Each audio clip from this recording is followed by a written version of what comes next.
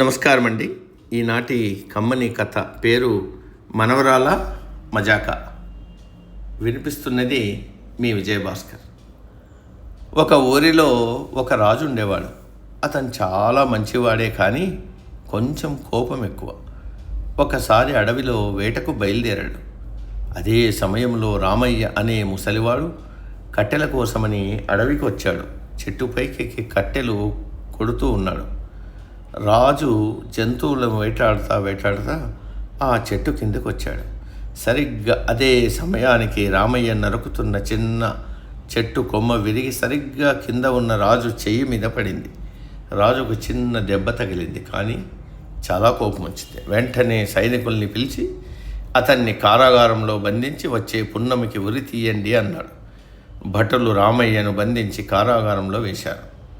రామయ్యకు ఒక మనవరాలు ఉంది. ఆ పాప చాలా తెలివైనది. పున్నమిలోగా ఎలాగైనా సరే తాతను విడిపించాలనుకుంది. వారం తర్వాత రాజు గుర్రం ఎక్కి మరలా వేటకు బయలుదేరాడు. ఒక చోట ఒక జింక కనపడింది. బాణం ఎక్కుపెడుతూ వేగంగా ఆ జింక వెంటపడ్డాడు.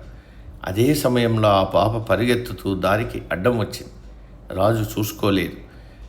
గుర్రం తగిలి పాప కింద పడింది. బాగా దెబ్బలు తగిలాయి.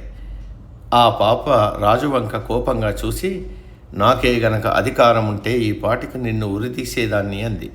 ఆ మాటలకు రాజు, అదేంటి పాప అంత మాట అంటావు? పొరపాటున జరిగిన దానికి ఊరే.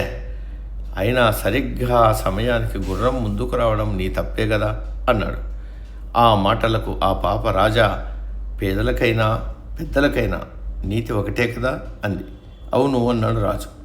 అయితే మీకు కూడా ఉరివేయాల్సిందే. వారం కిందట ఒక ముసలతను చెట్టుపైకి ఎక్కి కొమ్మ నరుకుతుంటే పొరపాటున అది సరిగ్గా ఆ సమయానికి అటుగా వచ్చిన మీ మీద పడింది. దానితో మీరు అతనికి ఉరివేయమని ఆదేశించారు కదా అంది. ఆ మాటలతో రాజుకు తాను చేసిన పొరపాటు తెలిసి వచ్చింది. వెంటనే ముసలివాణ్ణి విడుదల చేశాడు. సమ